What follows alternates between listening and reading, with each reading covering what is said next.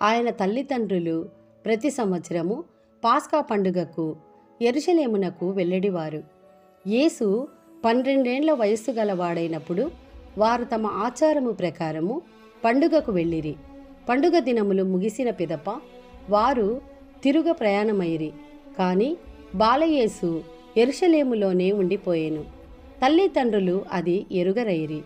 యేసు యాత్రికుల సమూహములో ఉండునని భావించి ఒకనాటి ప్రయాణము కొనసాగించిరి.